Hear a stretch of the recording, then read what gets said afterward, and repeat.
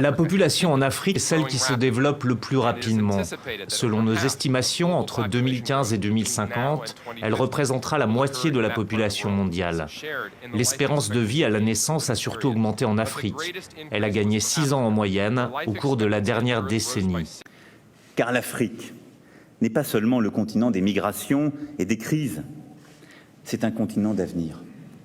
C'est aussi à ce titre que nous ne pouvons pas le laisser seul face à ces défis démographiques, climatiques, politiques. Nos entreprises, nos étudiants, nos chercheurs, nos artistes doivent s'y intéresser. J'étais marié en Côte d'Ivoire. Je suis venu après au Mali. Et à partir d'un poste aux Nations Unies, j'ai parcouru pas mal de pays, dont la RDC. Ce continent n'a rien d'un continent maudit. Ce continent n'est un péril pour personne. Il n'y a pas de risque d'invasion. Ce continent a tout ce qu'il faut pour garantir la nourriture, la santé, l'éducation et à ses peuples. Je me souviens, moi, de mon premier voyage en Côte d'Ivoire, les fruits, tout était, les forêts. Et ceux qui connaissent l'Afrique savent que c'est les Afriques. Mais comment se fait-il que des ressortissants de ces différents pays se retrouvent tous comme un seul homme dans le désert, au Maroc, en Libye, en Méditerranée et ici, où on les regarde en chien de faïence? Comment? Est-ce que les 54 pays africains ont tous échoué? Est-ce que c'est tous des pays faillis? Est-ce qu'on est des maudits? Ou alors la race noire, on est inférieur, on ne sait pas se développer. C'est ce qu'on nous a dit dans le discours de Dakar. Moi, je me dis, il y a les questions fondamentales. La survie de l'humanité. Il ne s'agit pas que de l'Afrique, mesdames et messieurs. Il s'agit de la survie, de notre survie aujourd'hui. Parce qu'après avoir écumé le continent, et la planète, quand on nous dit que l'Afrique c'est la dernière frontière, cela veut dire qu'ils sont prêts à aller beaucoup plus loin et plus vite en Afrique dans l'œuvre de destruction et qui a créé les situations qui prévalent aujourd'hui, qu'il s'agisse du climat, du lien social, du chômage, de la pauvreté, la précarité, les retraites. Ils sont déterminés à planétariser davantage ces solutions qui ne marchent pas. Alors pourquoi je dis que quand je me rends compte que mes initiatives citoyennes modestes, ce que vous dites, que nous avons essayé, mais nous sommes inaudibles.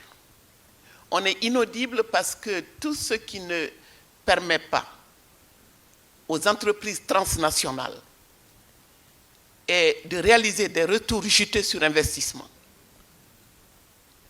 Et écoutez-moi bien, la guerre fait partie de ces investissements. La guerre, c'est du business. La guerre nécessite, il y a des retours sur investissement dans la guerre. C'est pour ça que quand on vous parle de paix, je suis désolé, j'ai regardé de nos chaumières, on regarde ce qui se passe ici, et quand j'ai vu la commémoration qui aurait dû, et vraiment, ça a été une telle boucherie qu'on se dit que la conclusion devait être le devoir, vraiment, sans ruser, sans tricher, et de faire taire les armes. Mais quand on voit qu'à l'issue d'un tel processus et d'un forum de Paris sur la paix, on vient vous parler d'une armée européenne contre qui? Quand c'est l'Europe qui envahit, quand c'est l'Europe qui a détruit la Libye, quand c'est l'Europe qui s'est invitée au Mali, personne ne lui a demandé de venir au Mali, je vous le garantis. On continue, on vous laisse entendre que Serval, c'était à la demande du président malien, je vous dis non. Il y a un excellent documentaire, c'est David Poujada qui l'anime, où on voit comment est la décision. La France est au Conseil de sécurité quand même.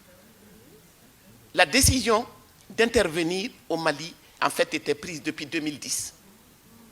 il fallait, face aux BRICS, la Chine, la Russie, il fallait absolument reprendre pied dans le précaré français. Et le Mali a servi de tremplin pour cette phase de la militarisation de la mondialisation. Parce qu'on est entré dans la phase de la militarisation de la mondialisation. Nous n'en avons pas les moyens. Nous n'en avons pas l'envie. Je déplore qu'un pays comme le mien soit obligé de consacrer 22% de son budget à l'armée. Je dis, l'armement le meilleur dont nous avons besoin aujourd'hui. Nous devons outiller les citoyens. S'il y a une bataille à mener, c'est la bataille des idées. C'est nous, les soldats de cette bataille. Et nous avons besoin d'idées nouvelles, d'idées partagées. Et tout cela, c'est à construire à la lumière de nos réalités telles qu'elles sont en train de se dérouler aujourd'hui, ici et là-bas. Parce que moi, je ne veux plus que vous soyez, et avec tout le respect et l'admiration que j'ai pour vous, que vous ne soyez pas dans une position où vous nous écoutez parler des malheurs du monde et vous allez nous aider à trouver des solutions. Vous n'en avez pas. Vous n'avez pas de solution. Vous pouvez donner matériellement, financièrement, contribuer. Mais les solutions les meilleures viendront des peuples eux-mêmes, des peuples avisés, organisés, mobilisés.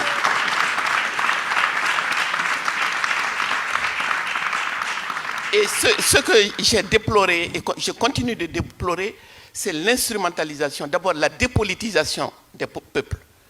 La dépolitisation des peuples ici et là-bas. On nous a fait miroiter à la Mink la mondialisation heureuse, l'ouverture des frontières, tout va bien, tout circule, tout le monde circule, les biens, les marchandises, mais pas les humains. Ça, on le sait maintenant. Maintenant, on sait que ça ne fait pas partie. Les humains ne font pas partie de la mondialisation heureuse. Et quand on a expérimenté ça, il y a 4, 5, 10 ans, certaines erreurs étaient acceptables. Maintenant, nous n'avons plus le droit de nous tromper. Nous n'avons plus le droit de nous tromper. Parce qu'ici, on vous trompe en disant, on les aide.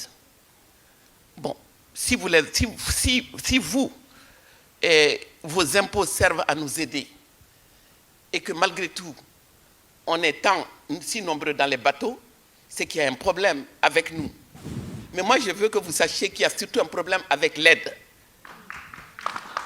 Un problème avec le modèle économique dominant. Le capitalisme, depuis sa naissance, a eu besoin de l'Afrique. De la traite négrière à ce jour, ce système a eu besoin de l'Afrique. Ce système ne peut pas se passer de l'Afrique. La France, ce que la France veut aujourd'hui gagner en termes de croissance et d'emploi, se gagne malheureusement dans le cadre de cette guerre économique.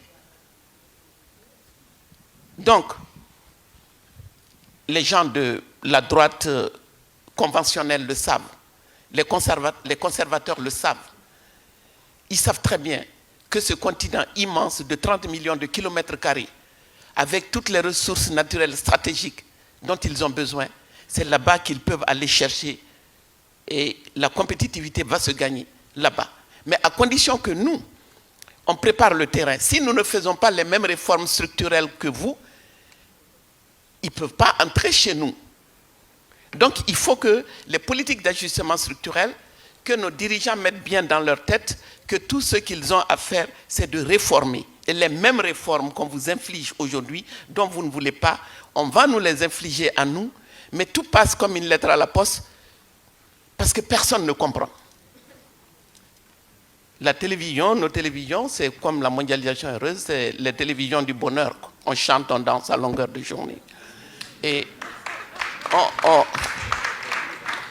on s'est mis à faire des novellas, il faut voir, des histoires d'amour à l'eau de rose, et la dépigmentation, les cheveux longs, ongles longs, faux style, tout est faux. Tout est faux, mais parce que c'est comme cela, la dimension psychologique, le miroir qui nous a tendus. Nous ne sommes rien tant que nous ne sommes pas comme l'Europe, tant que nous ne faisons pas comme l'Europe, ni humainement, ni politiquement. Et humainement, les femmes sont les plus piégées.